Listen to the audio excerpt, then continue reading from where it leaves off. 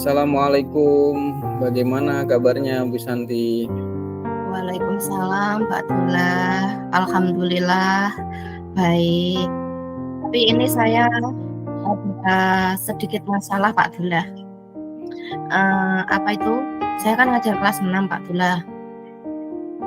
Anak kelas 6 itu kan berarti dia termasuk kakak yang paling besar di antara kelas-kelas yang lain. Tetapi di kelas 6 ini anak-anak untuk menjaga kebersihan itu masih kurang peduli dengan lingkungannya. Nah, rasa untuk melihat lingkungan sehat atau bersih itu masih kurang Pak Dullah. Jadi masalahnya itu seperti itu.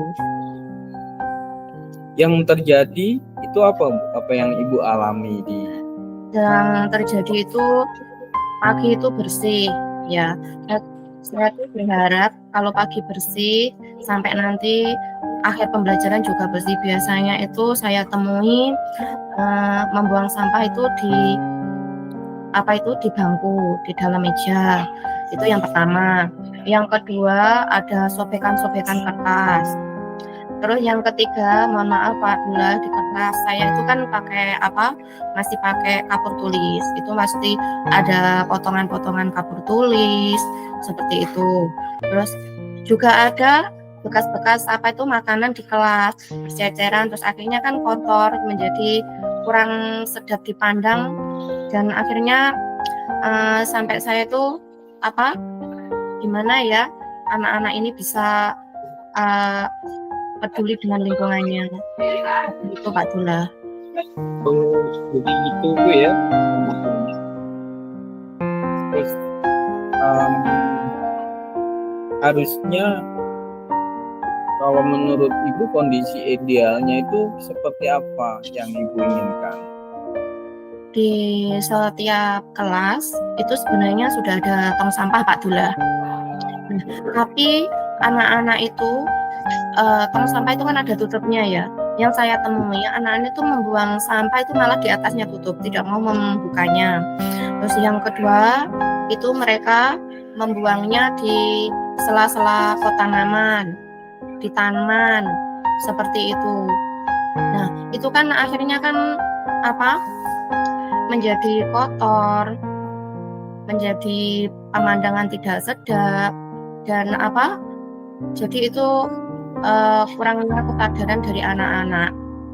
Nah, saya tuh mengharapkan lingkungan kelas itu nyaman, pagi bersih sampai pulang itu juga bersih, seperti itu. Terus yang kedua mungkin saya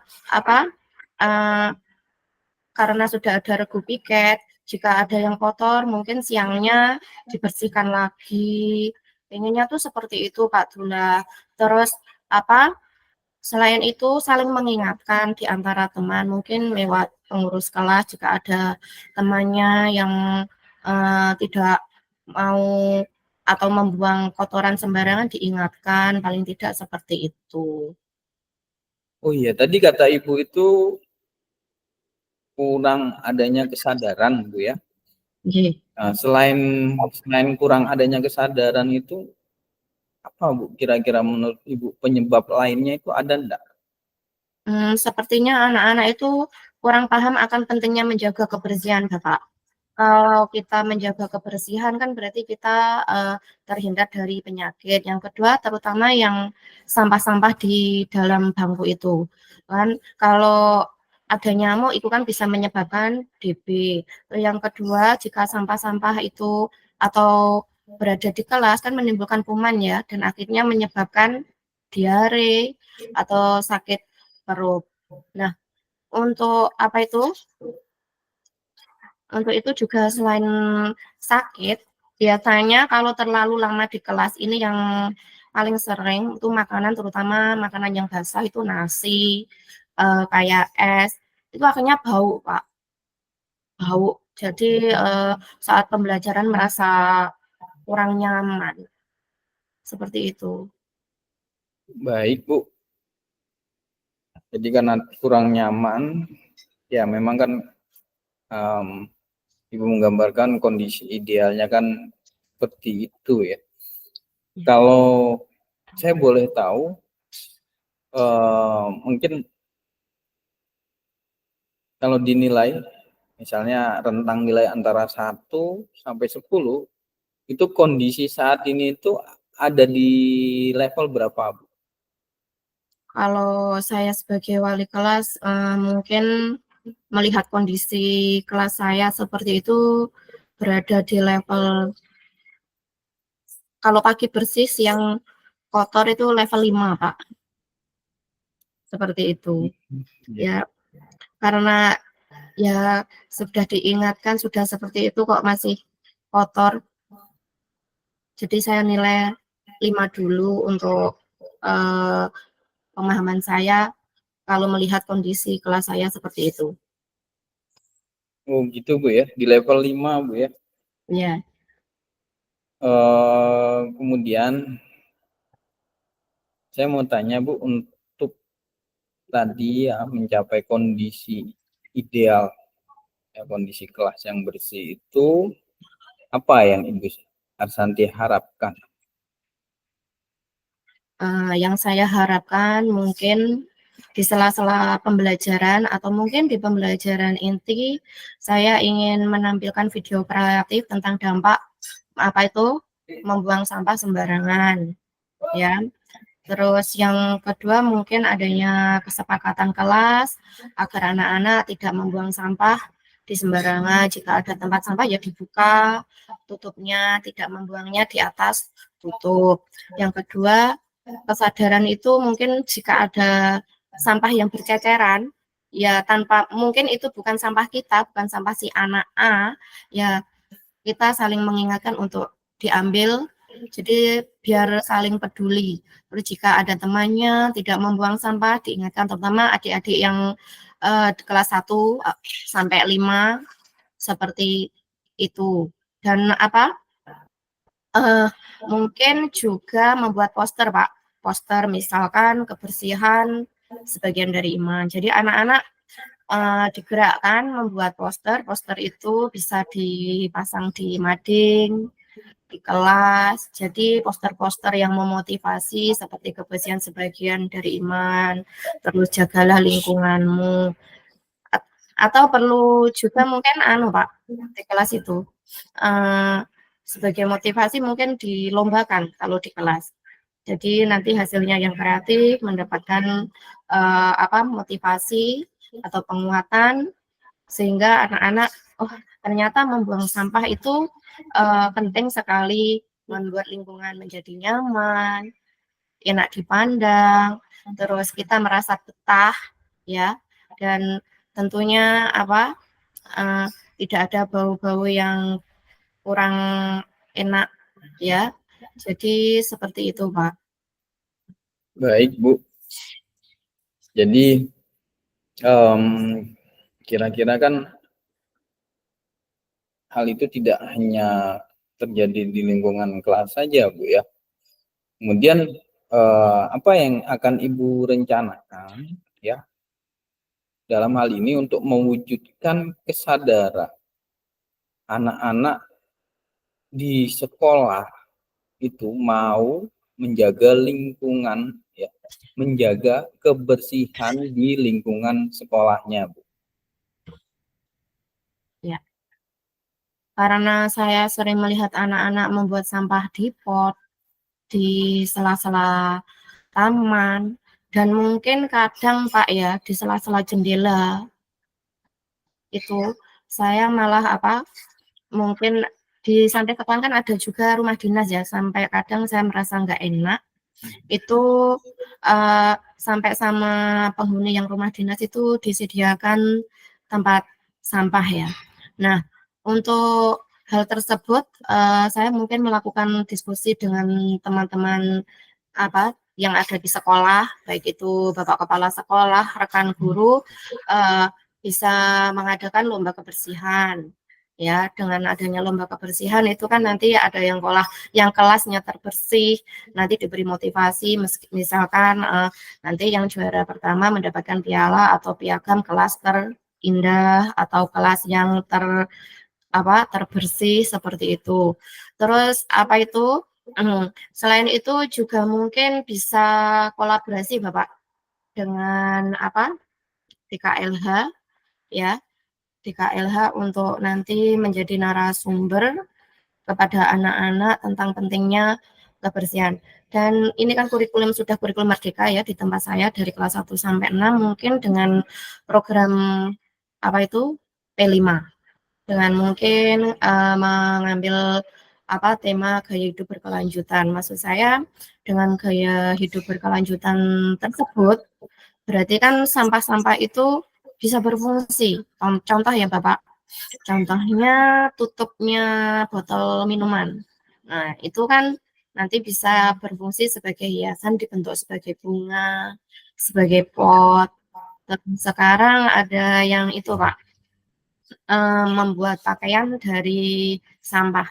Malah itu sekarang lagi marak-maraknya malah di online, jadi bisnis dijualnya agak mahal Pak. Nah, mungkin bisa mengadakan dengan program P5 ini yang lagi saya renungkan sekarang dengan teman-teman, karena yang program P5 kemarin sudah tentang budaya, mungkin yang tahun ini ingin ganti dengan gaya hidup berkelanjutan ya, mungkin tentang pengelolaan sampah yang bisa bermanfaat, jadi dari sampah bisa mempunyai nilai yang tinggi. Oh iya, baik Bu.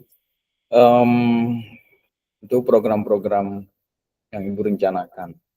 Tentunya kan apa yang Ibu rencanakan ya, luar sana direncanakan itu harus ada komitmen. Lalu apa ya, komitmen apa yang Ibu lakukan agar rencana-rencana Ibu tadi itu berjalan dengan baik dan sukses?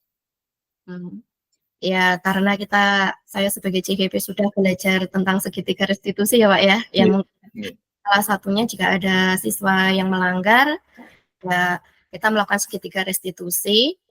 Dan saya mungkin juga berkomitmen melakukan pembelajaran dengan menyelipkan video tentang kebersihan, tentang pentingnya menjaga kebersihan. Kalau membuang sampah sembarangan dampaknya mungkin bisa menjadi penyakit. Ya, selain yang ada di kelas juga mungkin mereka juga peduli terhadap lingkungannya ya Bapak ya. Apalagi Kota Kediri terkenal dengan kali berantasnya. Mungkin mereka bisa peduli tidak membuang sampah di sungai. Jadi nanti selain di sekolahan juga mereka bisa mengaplikasikan atau menerapkannya di lingkungan terutama keluarga, masyarakat. Seperti itu Bapak. Bu. Nah, kemudian saya ingin menegaskan lagi ya, untuk wujudkan komitmen tersebut pastinya lah membutuhkan banyak dukungan dari ya banyak pihak pastinya. Dukungannya itu mungkin siapa saja Bu. Kemudian ini juga perlu ditekankan ya, waktu yang dibutuhkan kira-kira kapan dilakukan. Oh ya, untuk beberapa pihak tentunya yang dilibatkan selain siswa yaitu guru yang ada di sekolahan, Bapak Kepala Sekolah, Bapak Wali Murid, dan mungkin dari narasumber dari luar, misalkan dari pihak DKLH, untuk menjadi narasumber anak-anak agar kesadaran untuk menjaga kebersihannya itu menjadi lebih baik, tidak membuang sampah di tempat yang tidak tepat. Jadi mereka membuang sampah pada tempatnya. Terus yang pertanyaan kedua, kira-kira kapan dilakukan?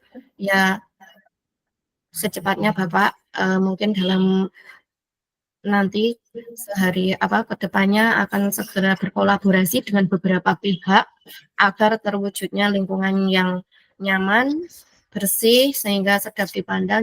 Jadi saya tidak merasa resah. Kenapa kalau pagi bersih, siang jadi kotor, malah kadang saya membersihkan. Jadi anak-anak ada komitmen, ada kesadaran untuk menjaga kebersihan, baik itu di kelas maupun lingkungannya. Itu Bu ya. Ya, saya merasa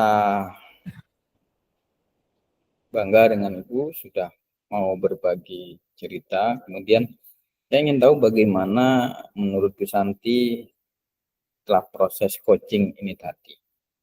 Bagaimana Ibu? Tak terasa ya Pak Dullah ya. Setelah coaching dengan Bapak malah saya menemukan solusinya sendiri. Alhamdulillah. Saya ada masalah malah saya selesaikan sendiri, nggih. Baik itu di kelas maupun di sekolah saya. Jadi saya merasa lega, Pak. Semoga kedepannya segera saya lakukan. Saya berkolaborasi dengan beberapa pihak. Terus saya ingin segera menerapkan 3 restitusi itu dengan berkomitmen apa yang saya utarakan tadi. Jadi saya merasa tidak galau lagi, Pak. Terima kasih, Pak Dullah. Alhamdulillah Ibu ya. Terima kasih. Nggih. Mudah-mudahan sesuai dengan yang direncanakan berjalan dengan lancar. Amin. Terima kasih Pak Dullah.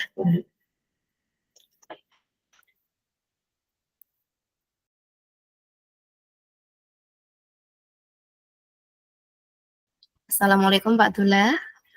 Waalaikumsalam warahmatullahi wabarakatuh. Bagaimana kabarnya untuk sore ini? Alhamdulillah Bu, sehat.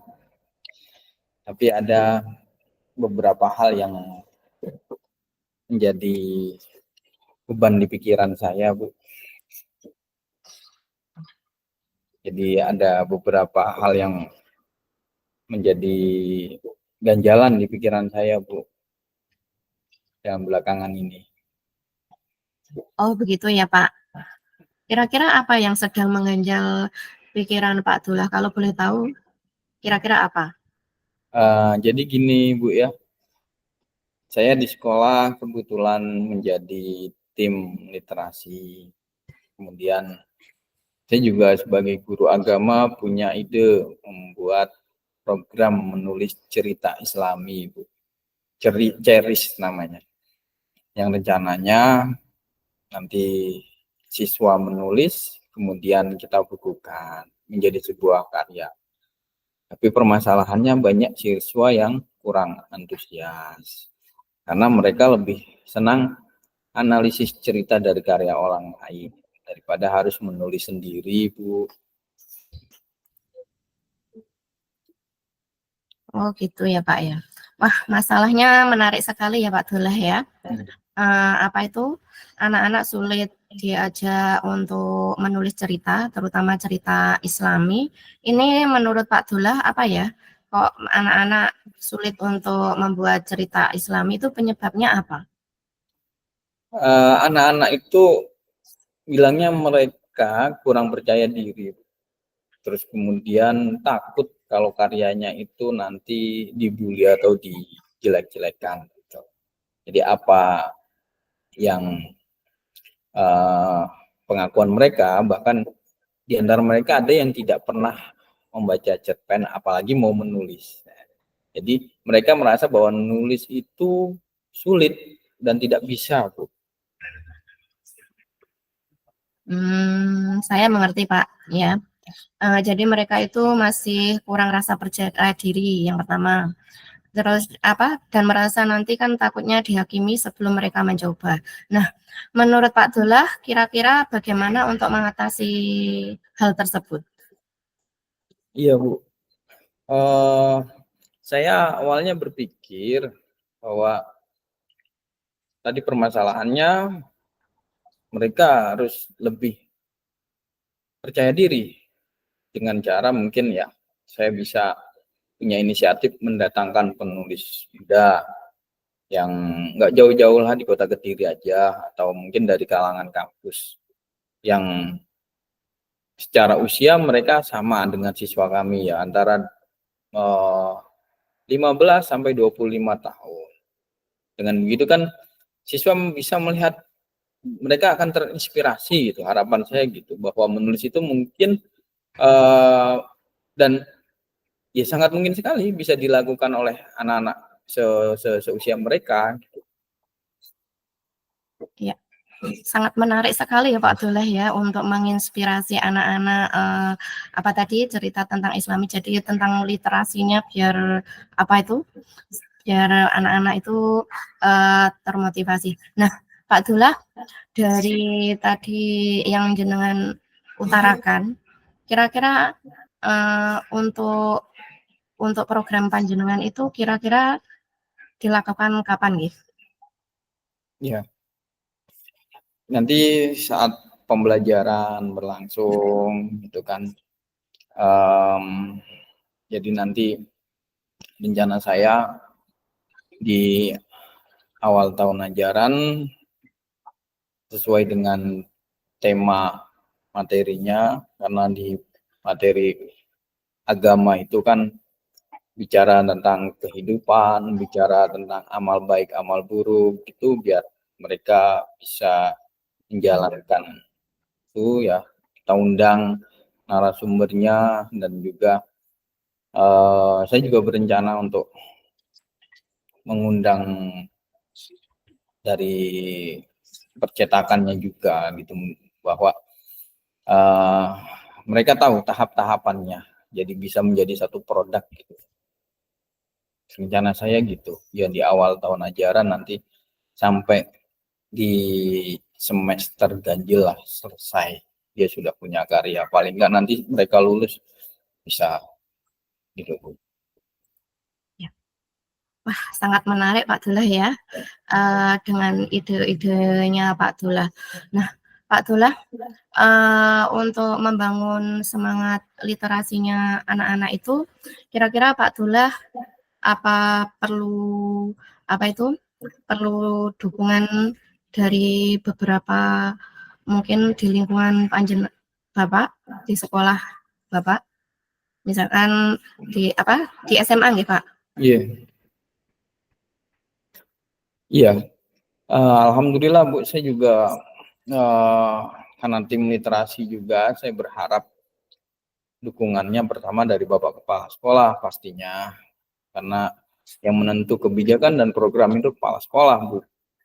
Kemudian rekan-rekan guru, salah satunya mungkin guru mata pelajaran bahasa Indonesia, saya juga rencana mau akan melibatkan mereka.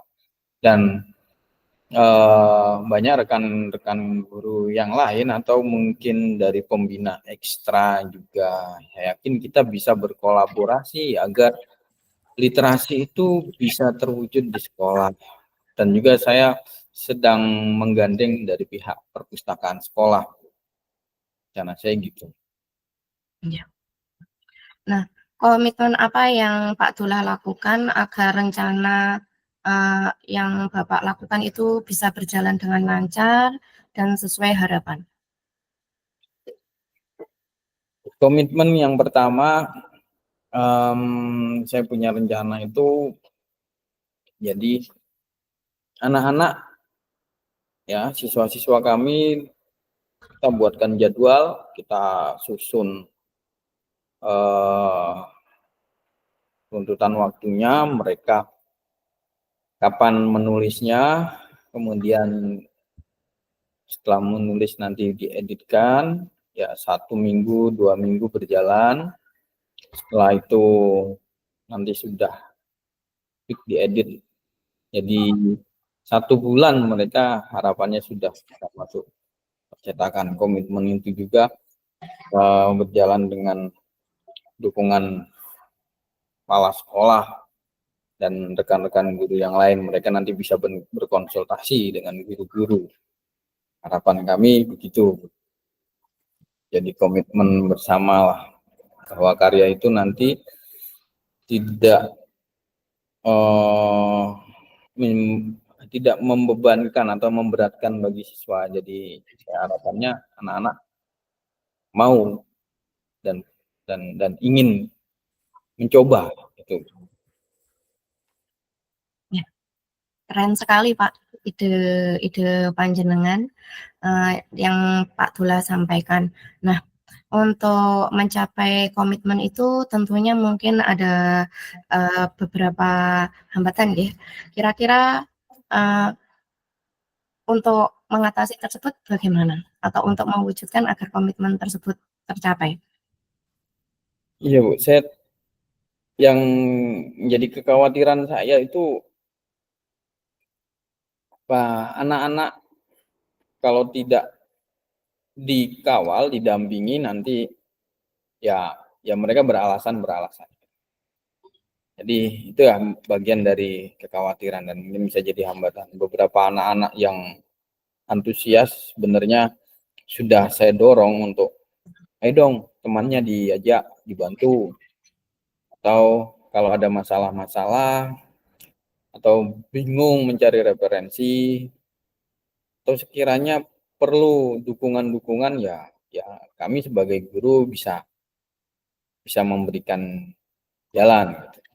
Nah, cuma ya membuat daya tarik anak-anak ini yang tadi juga bagian dari hambatan.